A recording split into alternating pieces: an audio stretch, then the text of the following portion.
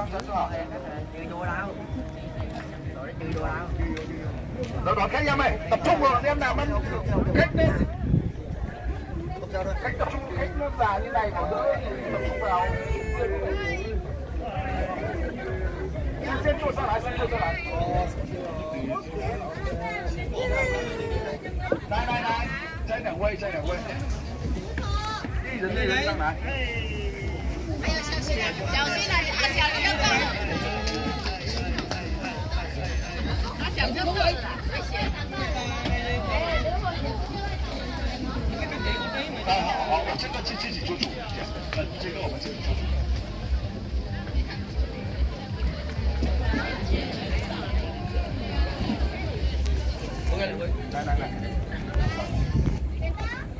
来，小心后面啊！拍照就小心后面啊！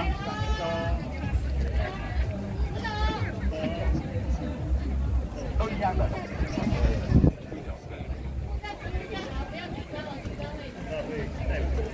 Sốt vô rồi lại cái ta xí rồi con kia đi lại đó.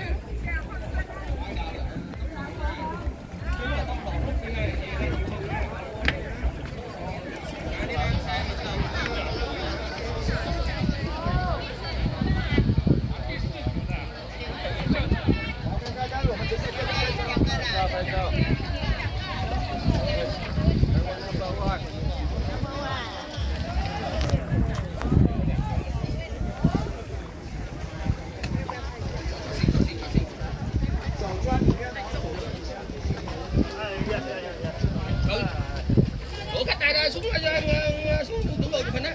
Ok, lẹn quay.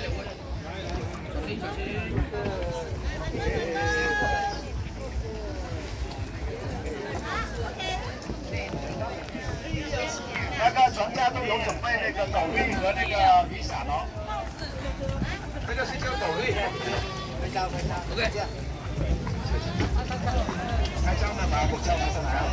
1、2、3。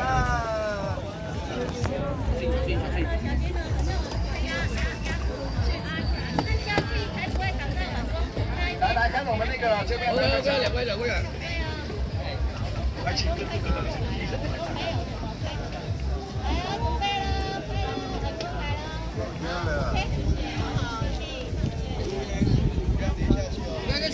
起刀。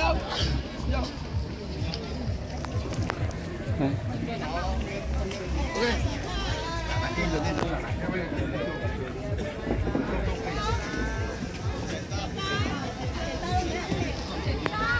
有斗笠的，是斗笠。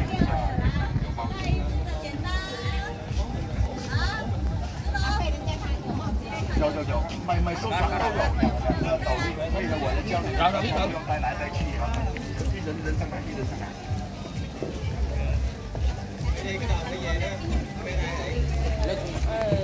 biết rồi.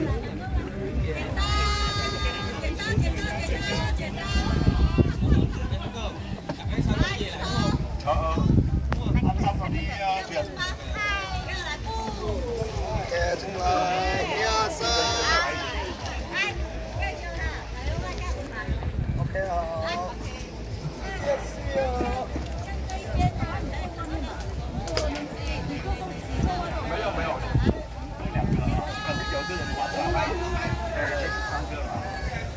娟姐，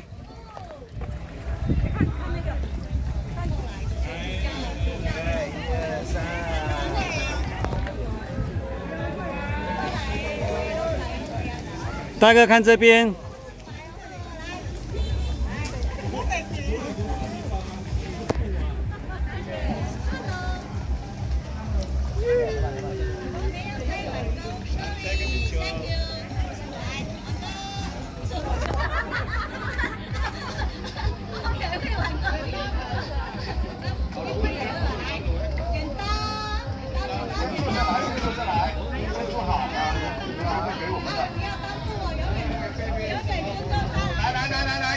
这边。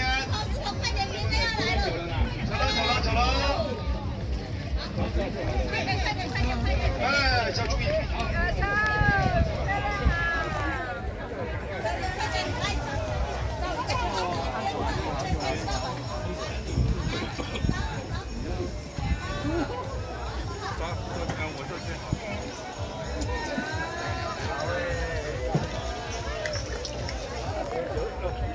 来，我们走了，这边。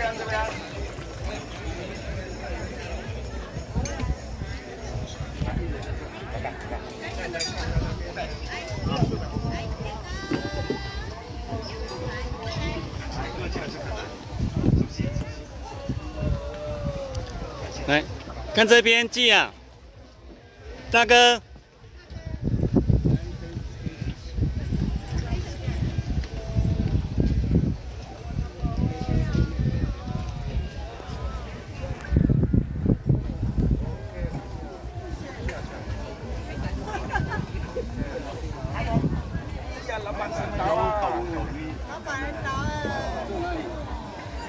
đưa cái ngón. Dạ.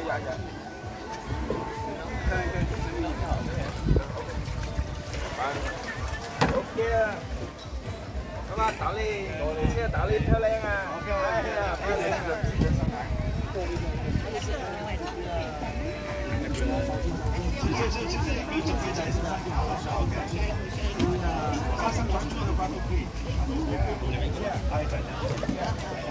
拍照。哥。看那个地方的姑娘。1、2、3。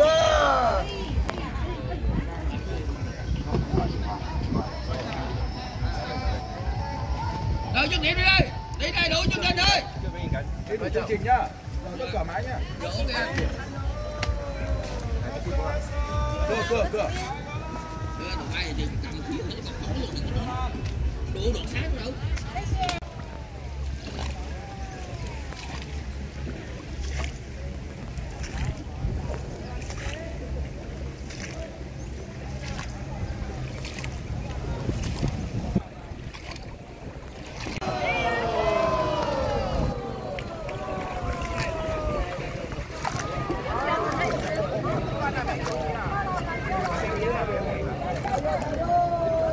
来看这边，看这边。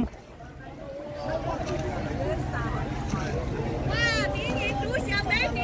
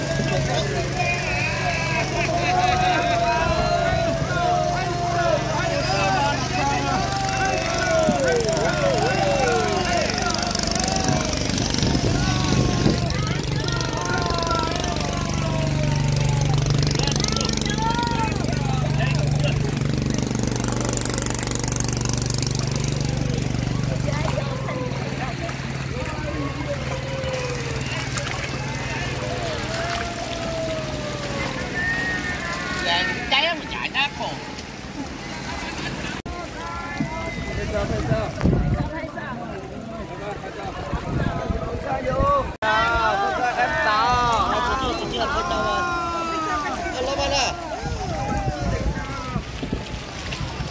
Laban công cho rồi.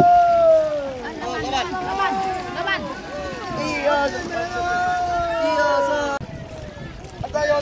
Ra dò rồi.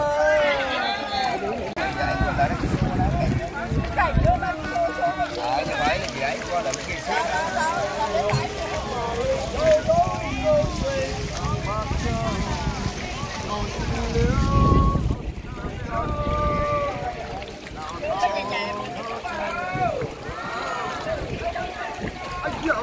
lỡ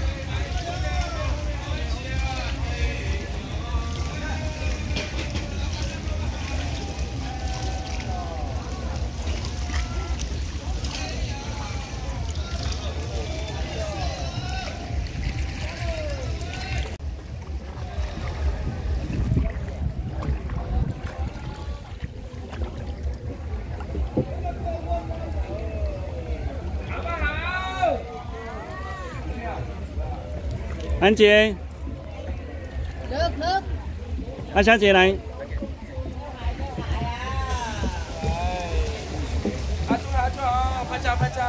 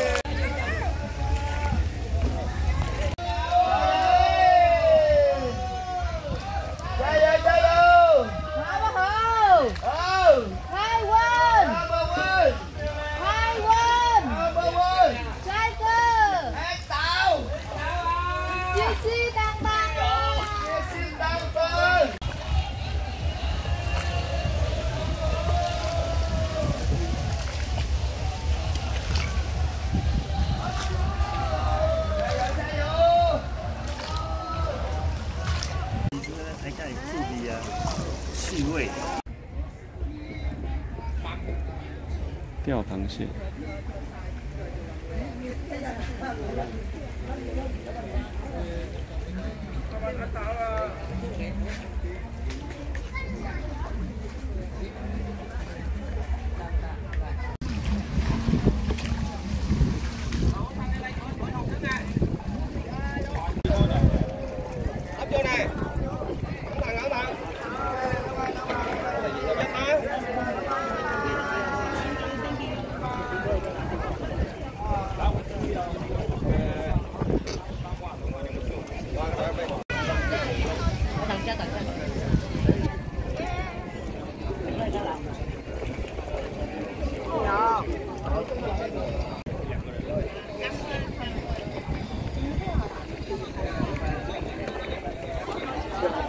Này, chia cho từ từ.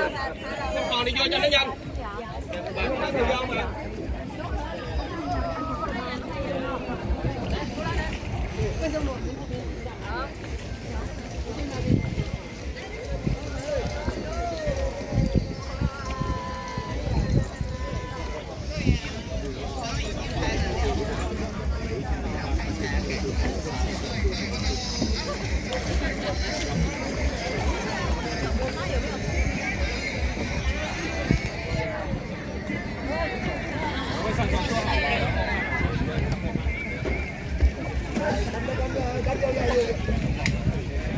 Mi xong rồi ấy, Mi Hùng có ta cua có gai không? Nãy cho tao gai cua có gai không? Cãi qua lại. Bây giờ đi vô. Đi vô nước đi.